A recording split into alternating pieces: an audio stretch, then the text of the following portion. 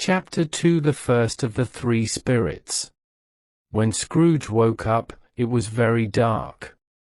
He looked around and could barely see the window because the walls of his room were also dark. He tried to see better by squinting his eyes, but then he heard a nearby church clock chime 4 times. He listened to know what time it was. He was very surprised when he heard the heavy bell ringing continuously from 6 until 12 at night. He thought it was strange because the bell usually stops ringing after a few hours. When he checked the time, he realized that it was already past 2 in the morning. He realized that the clock was wrong because it was still showing 12. He thought that maybe something, like an icicle, had gotten into the clock's mechanism, causing it to malfunction. He pressed the button on his watch to fix it. The watch was very silly because it was ticking quickly and then suddenly stopped at 12. "I can't believe it," said Scrooge. "Did I really sleep for an entire day and night? It's impossible. The sun couldn't have disappeared and it's already noon." The man was frightened by the idea, so he quickly got out of bed and made his way to the window. He had to use his dressing gown sleeve to remove the frost before he could see anything outside. It was still very foggy and extremely cold, and he couldn't see much at all. However, he was relieved to hear no noise of people running around because it meant that it was still night and not yet daytime. This was important because he had a deadline of 3 days to pay a debt, and he needed to make sure he had enough time to do it. Scrooge went to bed again and kept thinking about it repeatedly, but he couldn't understand anything.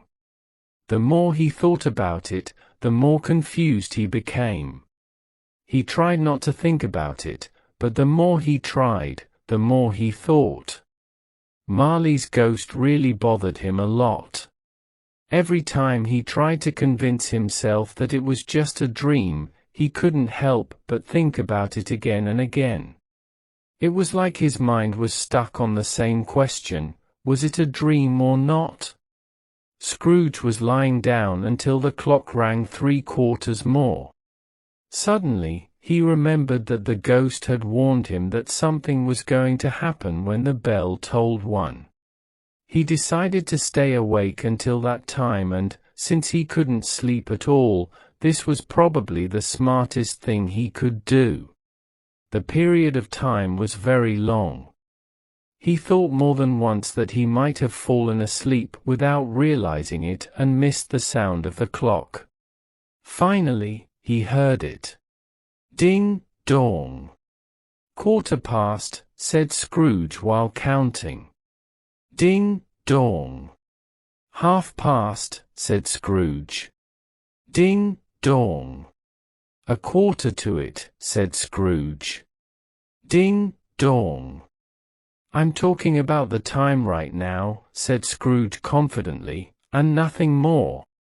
He talked before the bell rang, which it just did with a sad, heavy sound. The room became bright suddenly, and the curtains around his bed were closed. Someone opened the curtains at the end of his bed, not the curtains behind him or the curtains at his feet. It was the curtains that were facing his face that were opened. Suddenly, Scrooge woke up and saw a ghostly figure standing in front of him, as close as I am to you right now. I am a spirit standing next to you, and he was facing the ghostly visitor. The figure was very strange. It looked like a child, but not exactly like a child. It looked more like an old man that you would see through a magic lens that made him look small like a child. The figure had white hair that hung down to its neck and back, as if it were old, but its face was not wrinkled and had a soft, pink color. Its arms were long and strong, and so were its hands. Its legs and feet were delicate and bare like its arms. The figure wore a white dress and a shiny belt around its waist. It held a branch of green holly in one hand, and its dress had summer flowers on it, which was strange since it was winter. The weirdest thing about the figure was that a bright light shone from the top of its head, making everything visible.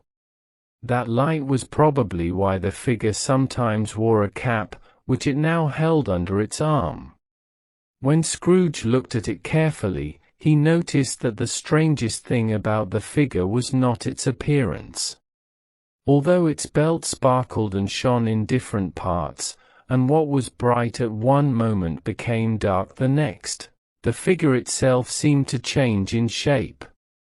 Sometimes it had one arm, one leg, or even 20 legs. Other times it was just a head without a body or a pair of legs without a head. These parts dissolved into the darkness and could not be seen clearly. However, just as suddenly as it disappeared, it would reappear, clear and distinct as before. Scrooge asked, "Are you the ghost that was predicted to come to me, sir?"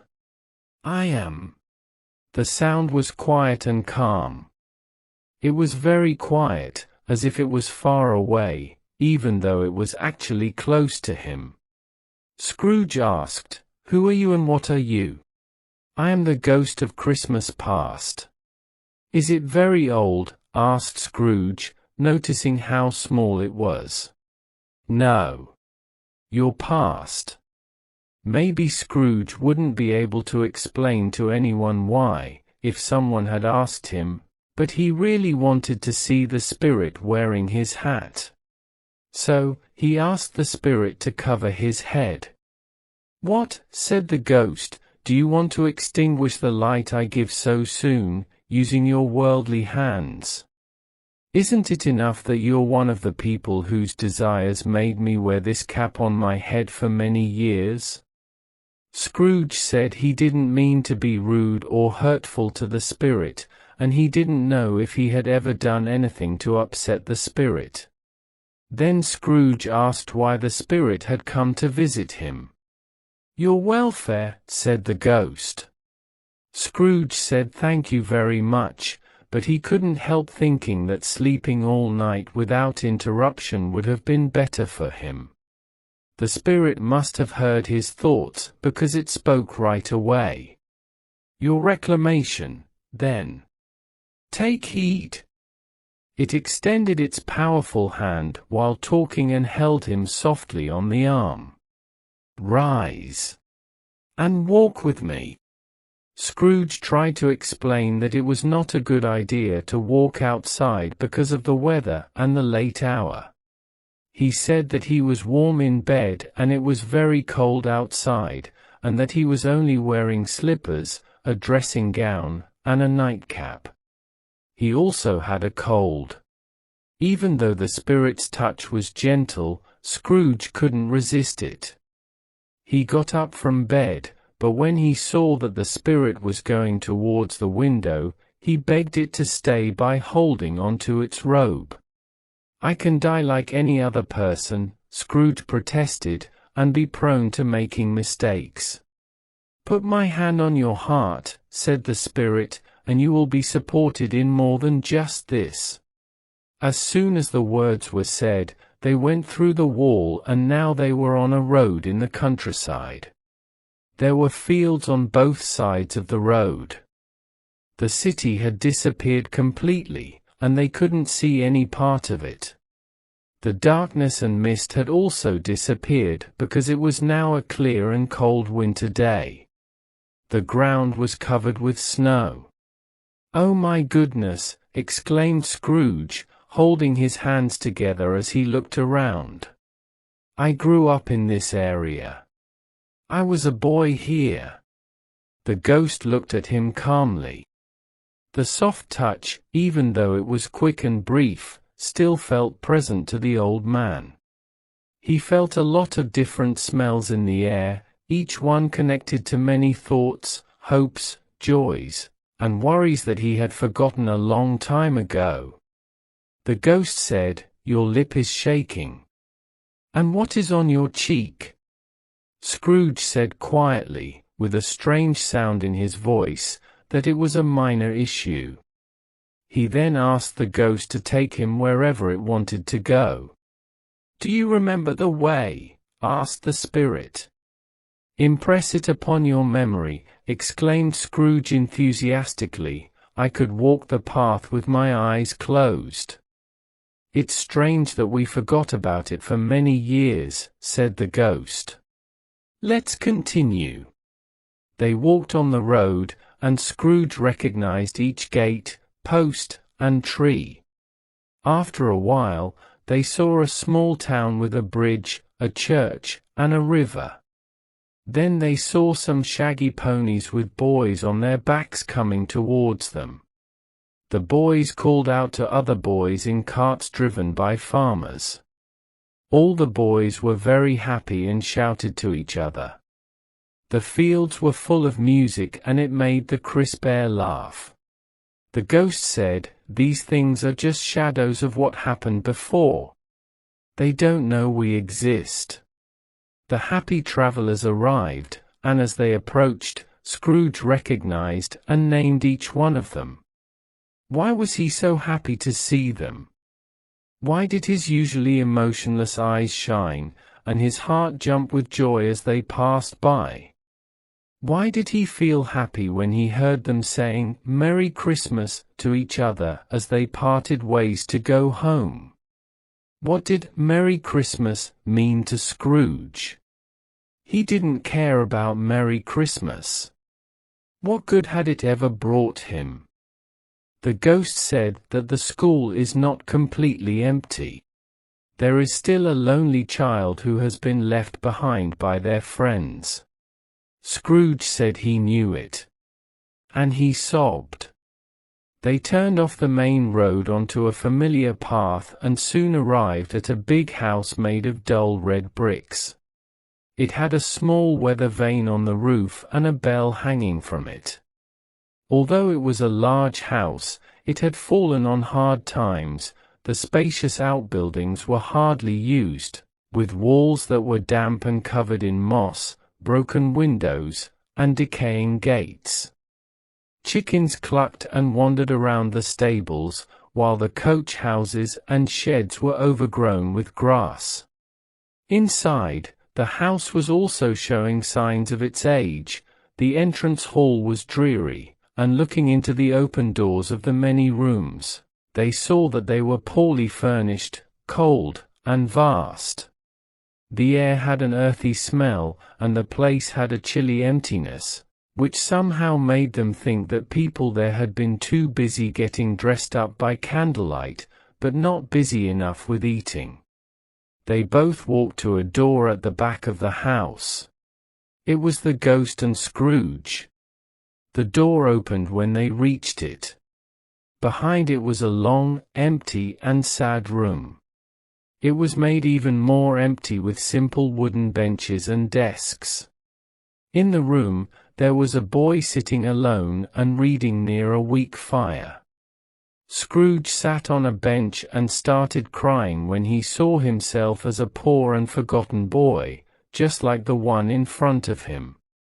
There wasn't any noise in the house, no sounds from the mice behind the walls, no dripping from the waterspout in the yard.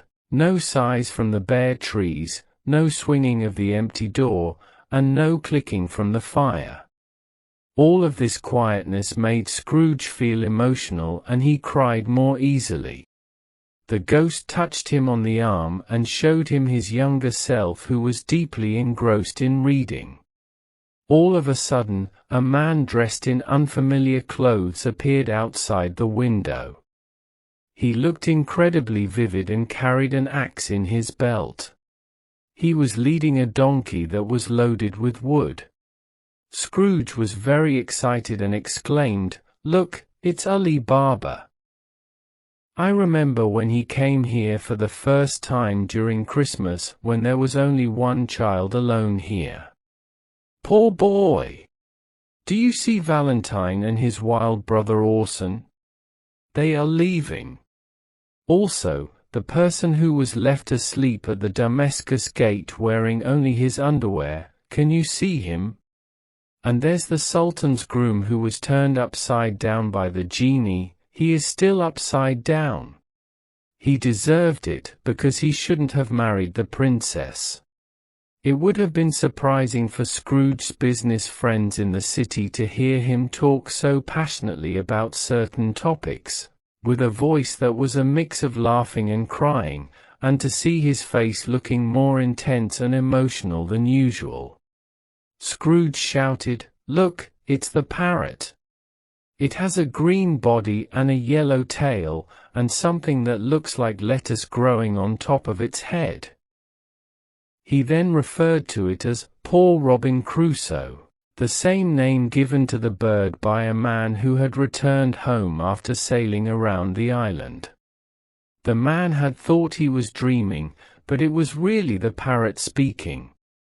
Scrooge then saw Friday running towards the little creek, and exclaimed, "Hello!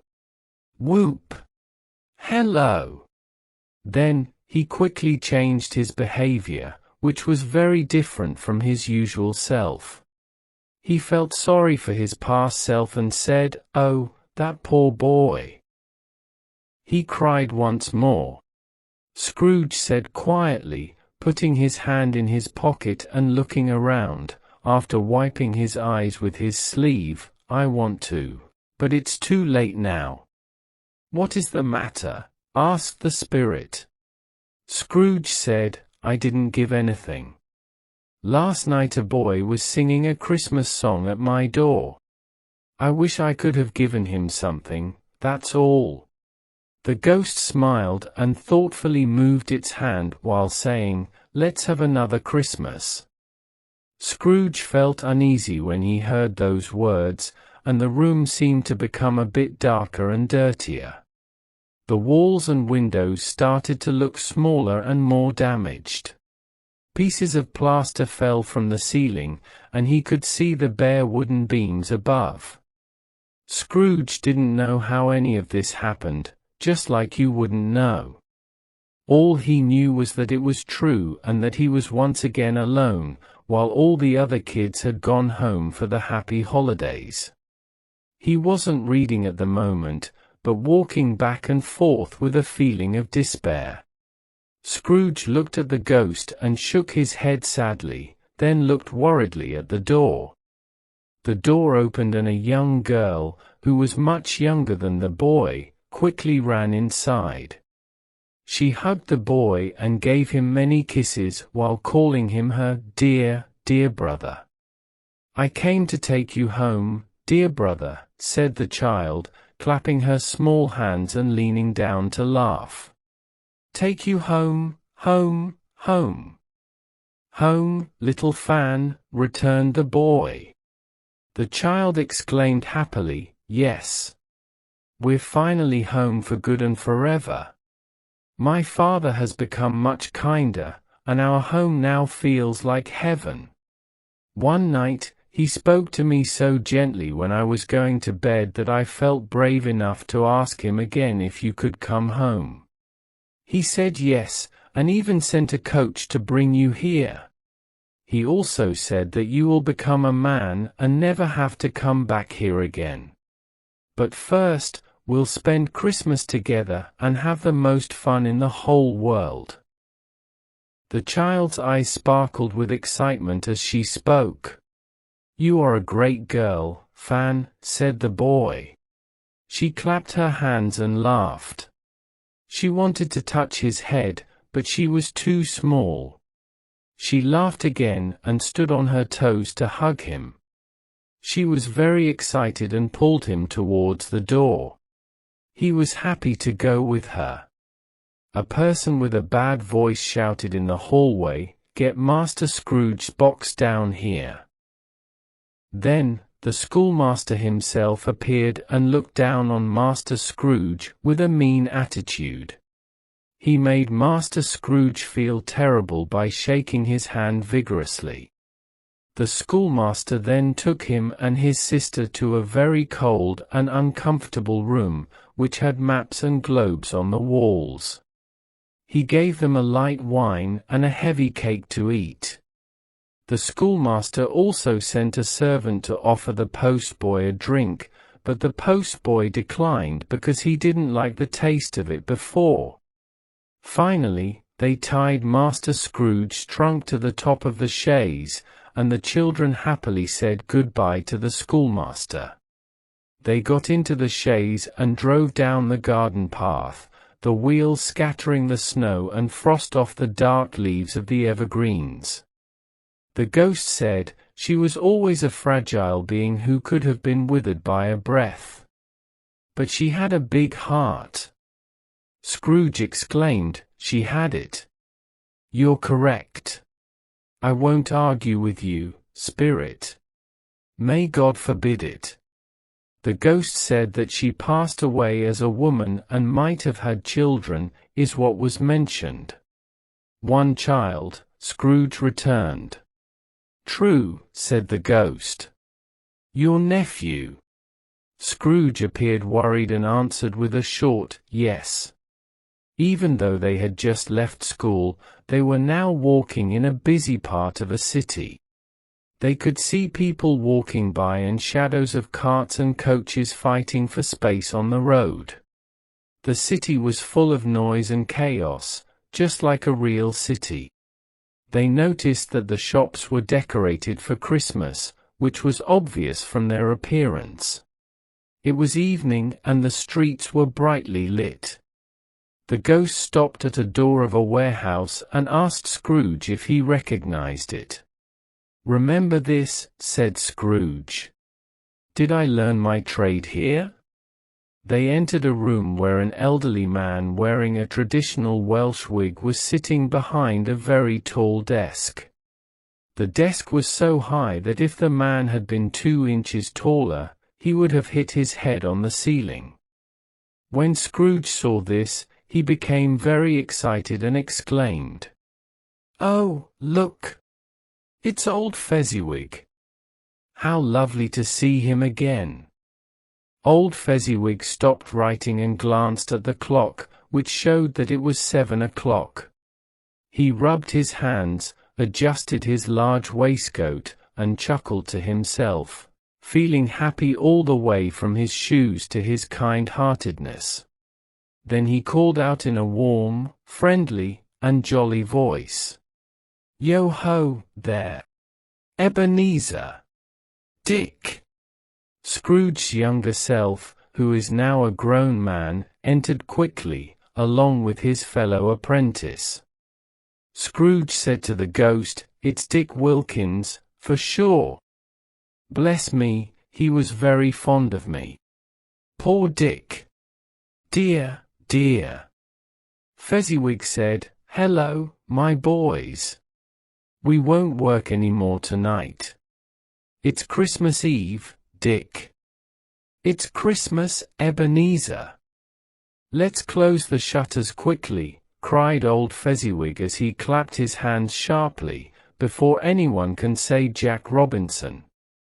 You wouldn't believe how those 2 guys fought." They took the shutters and went out into the street. They quickly put them up and locked them in place. They worked together to make sure the shutters were secure and then came back, breathing heavily like horses in a race, before you could even count to 12. "Hello," shouted old Fezziwig, as he jumped off the tall desk with great skill. "Move the things out of the way, boys, and make lots of space here. Hi there, Dick. Come on, Ebenezer. Move out of the way." They cleared everything they could, with old Fezziwig watching. It only took a minute. They packed away everything that could be moved as if it would never be used again, swept and watered the floor, trimmed the lamps, added more fuel to the fire, and the warehouse became as cozy, warm, dry, and bright as a ballroom you'd want to see on a winter's night. A musician entered with a book of music and went to a tall desk. He created an orchestra with it and tuned his instrument very loudly. Then, Mrs. Fezziwig came in with a big smile. Following her were her 3 daughters, who were also happy. After that, 6 young people came in, who were heartbroken by the Fezziwig daughters. All of the young men and women who worked for the company also entered the room, along with the housemaid and the baker's cousin, the cook and the milkman, and a boy from across the street. Everyone entered in different ways, some shyly and some boldly, and then they all began dancing. The old man in charge, Fezziwig, stopped the dancing and praised them. The musician drank from a pot of beer and continued playing, as if he were in a competition. There were many dances and games, followed by more dances.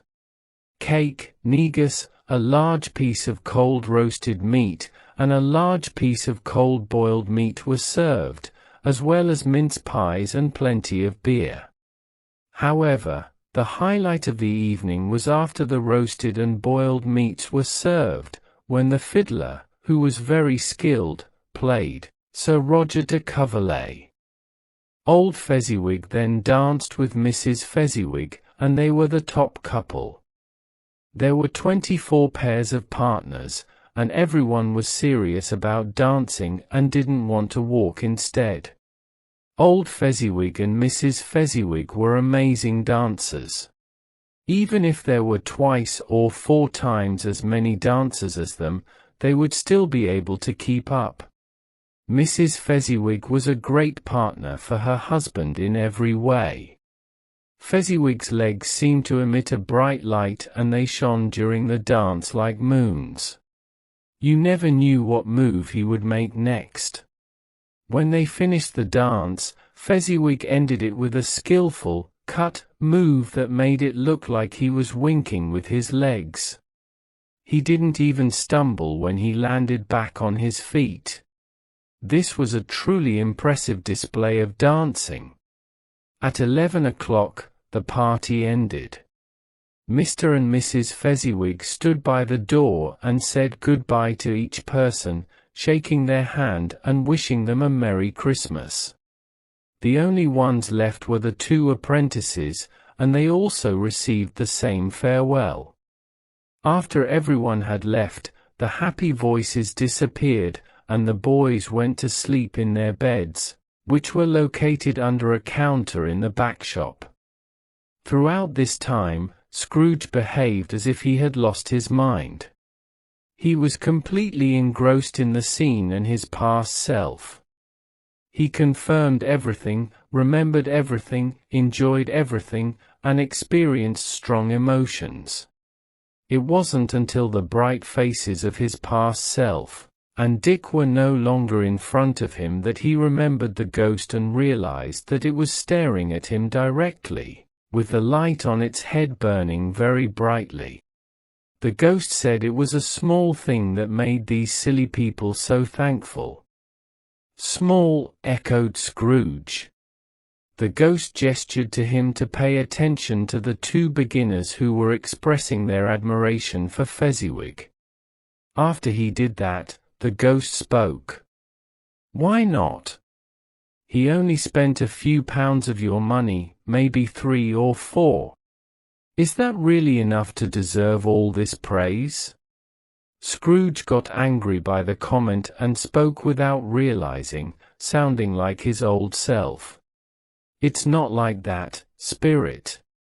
He can make us happy or unhappy, make our work easy or hard, enjoyable or tedious. Even if it's just words or looks, things so small that we can't even count them, his power is still great. The happiness he brings is just as valuable as if it cost a lot of money."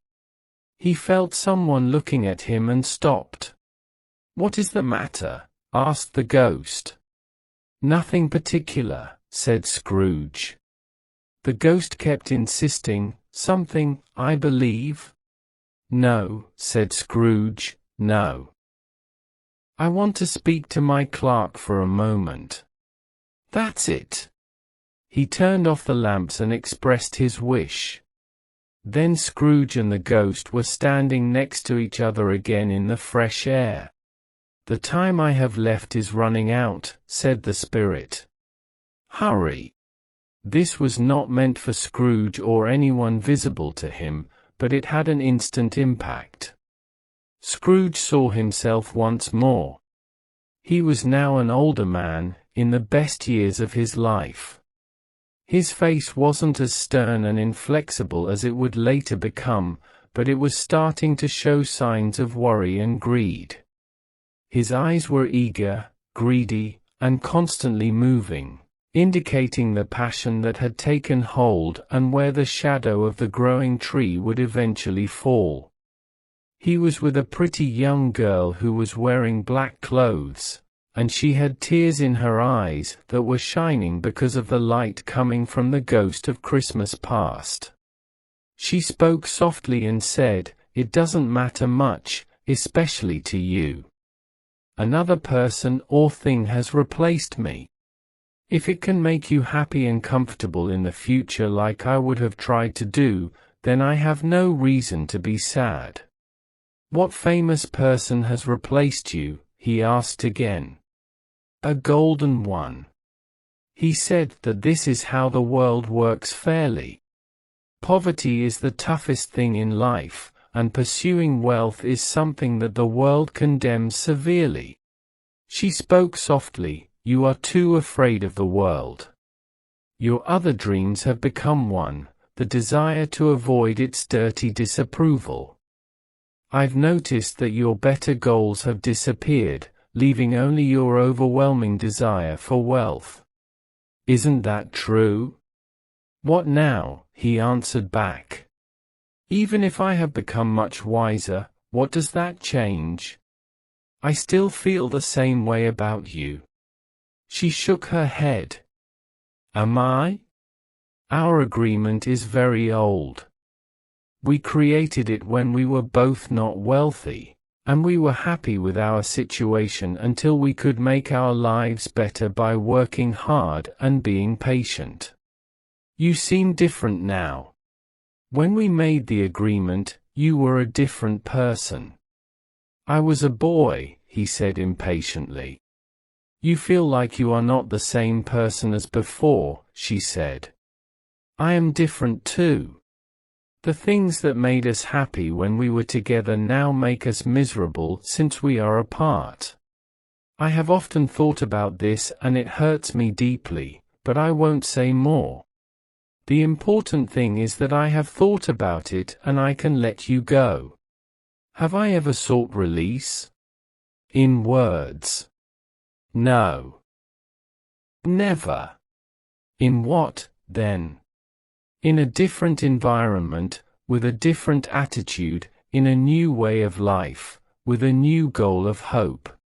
Everything that made you love me before. If this never happened between us," the girl said, looking at him calmly but firmly, "would you still try to find me and win my heart?" "Oh, no." He appeared to agree with the fairness of this idea even though he didn't want to. However, he managed to say, "You don't think so," with some difficulty. "I would like to think differently, but I can't," she said. "I don't know. When I understand a truth like this, I realize how powerful and irresistible it must be. But if you were free today, tomorrow, or yesterday, could I even believe that you would choose a girl without a dowry?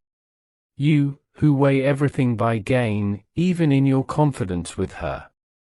Or if you did choose her, even for a moment, and were false to your guiding principle, I know that your regret would surely follow. I know this, and I set you free with a full heart, for the love of who you once were." He was going to talk, but she started speaking again while looking away from him.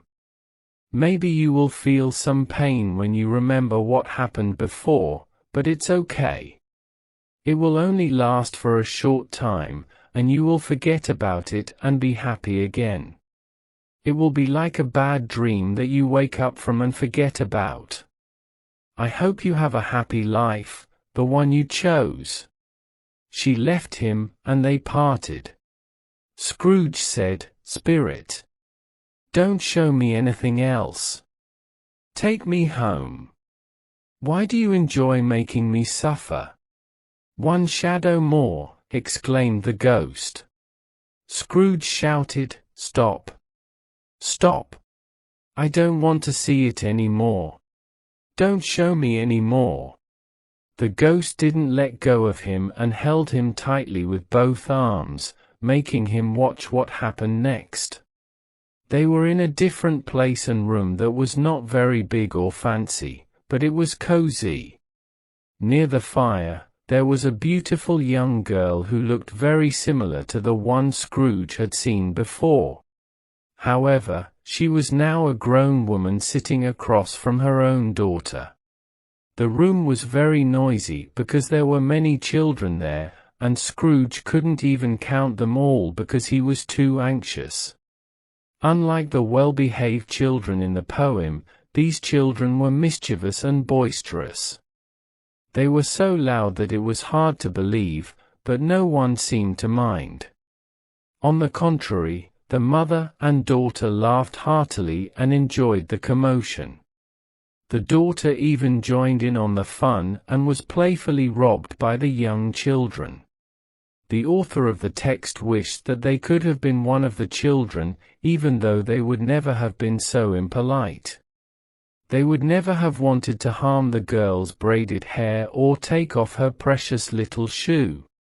Although they would have liked to touch her lips, hear her speak, and see her beautiful eyes, they would have been content with just a lock of her hair.